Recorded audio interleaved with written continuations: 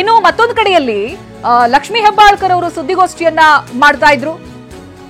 ಹಾಗೆ ಮಾತನಾಡ್ತಾ ಭಾವುಕರಾದ್ರು, ಕಣ್ಣೀರನ್ನ ಇಟ್ರು. ಸಿಟಿ ರವಿ ಅವರು ಬಳಸಿರುವಂತ ಕೆಟ್ಟ ಪದವನ್ನ ನನ್ನ ಬಾಯಿಂದ ಹೇಳೋದು ಕಷ್ಟವಾಗುತ್ತೆ.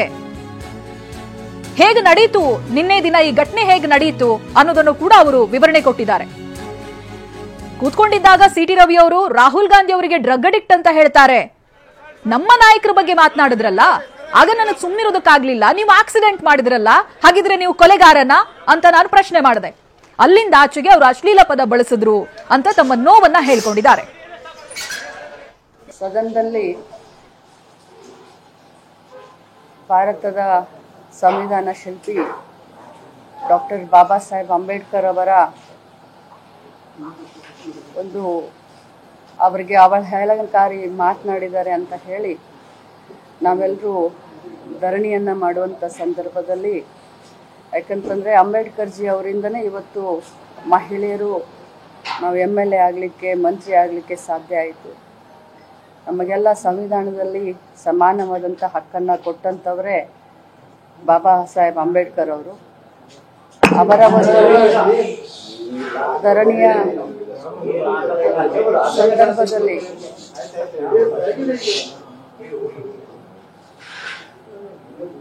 ಎಲ್ಲರೂ ಧರಣಿ ಮಾಡಿ ಮುಗಿಸಿ ನಾವೆಲ್ಲ ಕೂತ್ಕೊಂಡಿದ್ವಿ.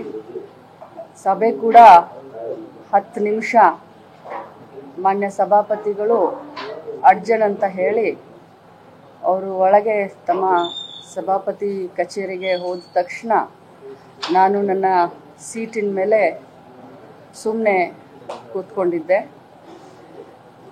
ಆದರೆ ಸಿಟಿ ರವಿ ಅವರು ನಮ್ಮ ನಾಯಕರಾದಂಥ ರಾಹುಲ್ ಗಾಂಧಿ ಅವರಿಗೆ ಡ್ರಗ್ ಅಡಿಕ್ಟು ಅಂತ ಹೇಳಿ 3-4 ಬಾರಿ ಅಂದರು.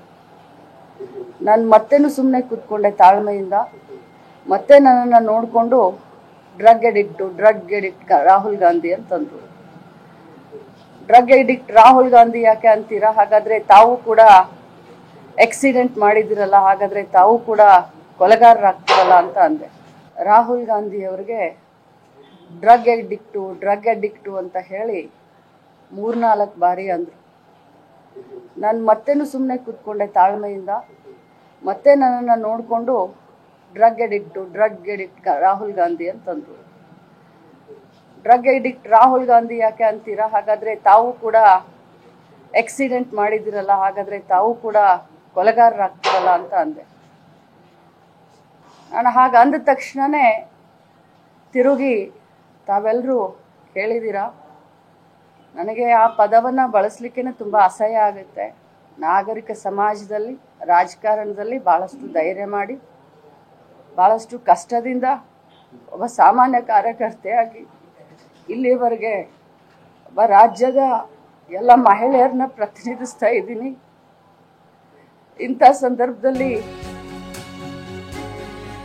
ಅಶ್ಲೀಲ ಪದ ಕೆಲ ಬಿಜೆಪಿಯವರು ಕೂಡ ಕೇಳಿಸ್ಕೊಂಡಿದ್ದಾರೆ. ಕೇಳಿಸ್ಕೊಂಡವರು ಕಿವಿಯಲ್ಲಿ ಬಂದು ಸಾರಿ ಅಂತ ಹೇಳಿದ್ರು. ಆದ್ರೆ ಬಹಿರಂಗವಾಗಿ ಯಾರೂ ಕೂಡ ಖಂಡಿಸಲೇ ಇಲ್ಲ. ಇದು ಮಹಿಳೆಯಾಗಿ ಲಕ್ಷ್ಮೀ ಹೆಬ್ಬಾಳ್ಕರ್ಗೆ ತೀವ್ರ ನೋವನ್ನ ತಂದುಕೊಟ್ಟಿದೆ. ಸದನದಲ್ಲಿ ಬಿಜೆಪಿಯವರು ಧೃತರಾಷ್ಟ್ರರಾದ್ರು ಅನ್ನೋದಾಗಿಯೂ ಕೂಡ ಅವರು ಹೇಳಿದ್ರು. ಇಷ್ಟು ಮಾತನಾಡ್ತಾ ಇದ್ದಾಗೆ ಹೆಬ್ಬಾಳ್ಕರ್ ಕಣ್ಣೀರನ್ನ ಹಾಕಿದ್ದಾರೆ, ಭಾವುಕರಾಗಿದ್ದಾರೆ. ವಿಧಾನ ಪರಿಷತ್ತು ಅಂತಂದ್ರೆ ಹಿರಿಯರ ಚಾವಡಿ, ಬುದ್ಧಿವಂತರ ವೇದಿಕೆ. ಆ ವೇದಿಕೆಯಲ್ಲಿ ಅವ್ರು ಮಾತನಾಡಬೇಕಾದ್ರೆ ಎಲ್ಲರೂ ಧೃತರಾಷ್ಟ್ರ ಆದ್ರು. ಅದು ಭಾಳ ಕೆಟ್ಟ ಅನ್ಸ್ತು. ಕೇಳಿದವರು ಬಂದು ನನಗೆ ಪಕ್ಕಕ್ಕೆ ಬಂದು ಹೇಳ್ತಾರೆ, ಸಾರಿ ಅಂತ ಹೇಳ್ತಾರೆ. ಆದರೆ ಯಾರು ಕೂಡ ಅದನ್ನು ಖಂಡಿಸ್ಲಿಲ್ಲ.